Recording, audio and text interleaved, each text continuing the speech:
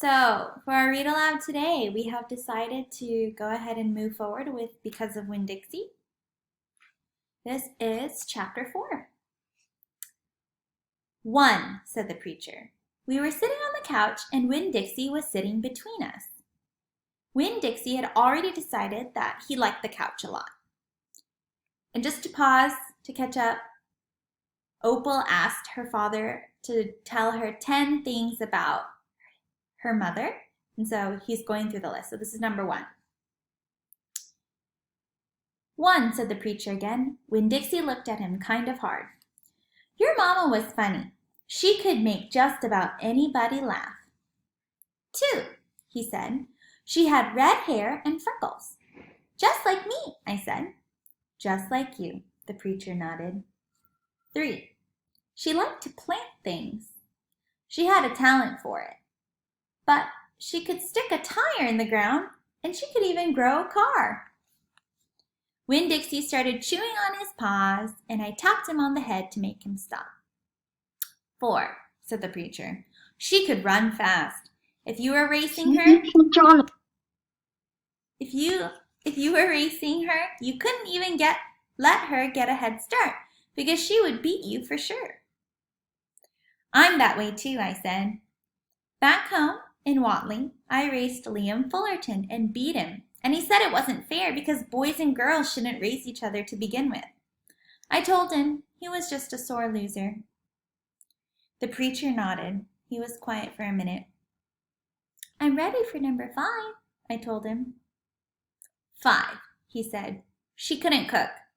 She burned everything, including water. She had a hard time opening a can of beans. She couldn't make head nor tail of a piece of meat. 6, the preacher rubbed his nose and looked up at the ceiling. Winn-Dixie looked up too. Number 6 is that your mama loved a story. She would sit and listen to stories all day long. She loved to be told a story. She especially liked funny ones, stories that made her laugh. The preacher nodded his head like he was agreeing with himself. What's number 7? I asked. Let's see, he said. She knew all the constellations, every planet in the nighttime sky. Every last one of them. She could name them and point them out, and she never got tired of looking up at them. Number 8, said the preacher with his eyes closed.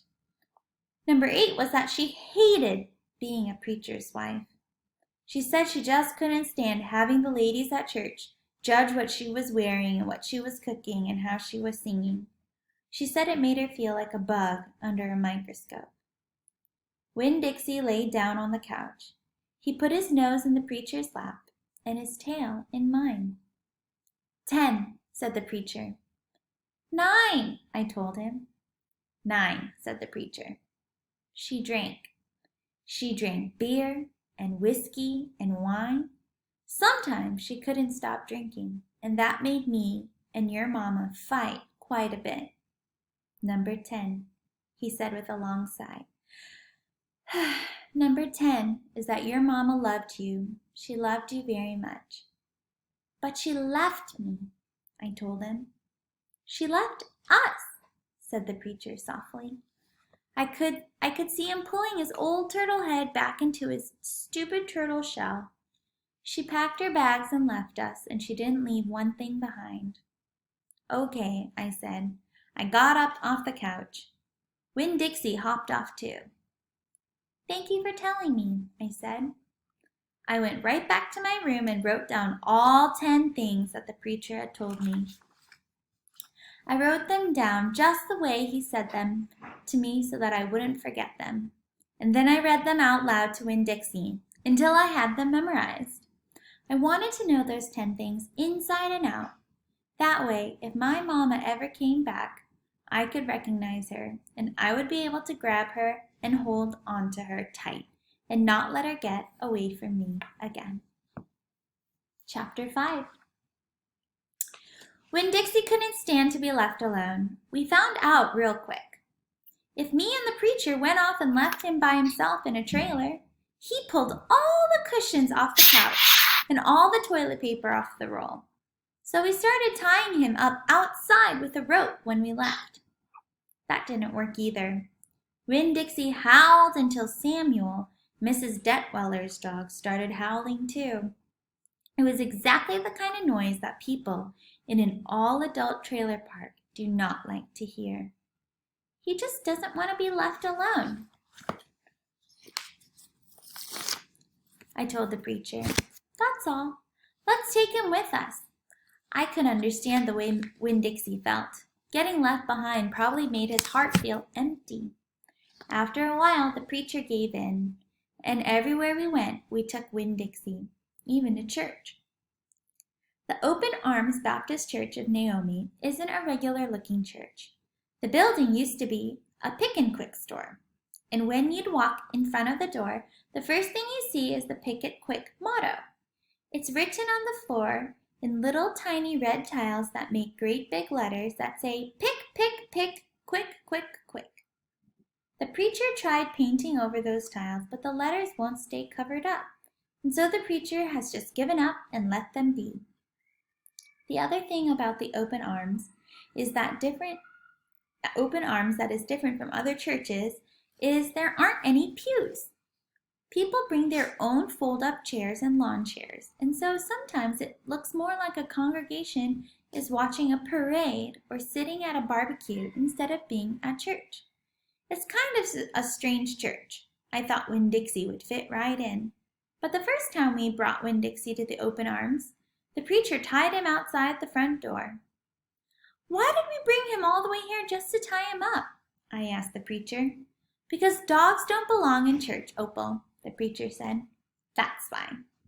He tied Winn-Dixie up to a tree and said how there was lots of shade for him and that it ought to work out real good. Well, it didn't. The service started, and there was some singing and some sharing and some praying.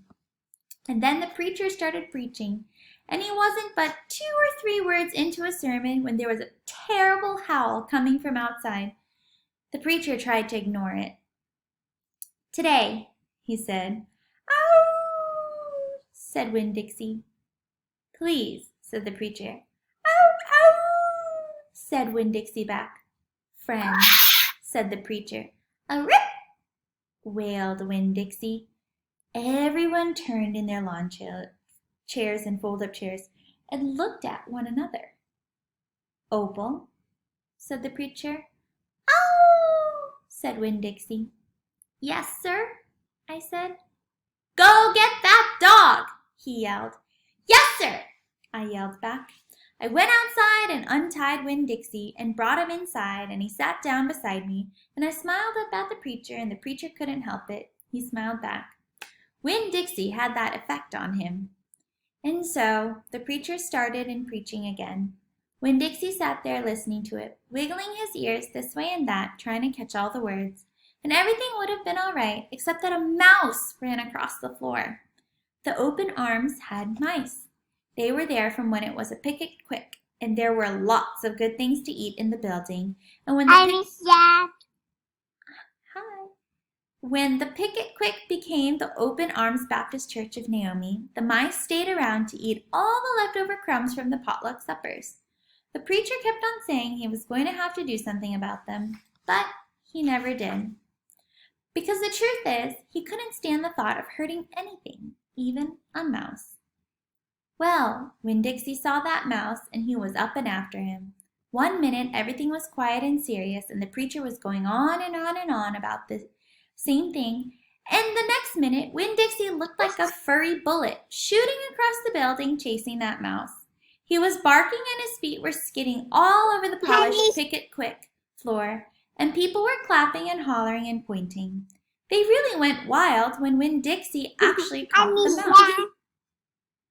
Hi, boys and girls. This is actually still a read aloud, and I need you guys to stay muted because we're doing a lesson right now. So please stay muted, just like we are in class.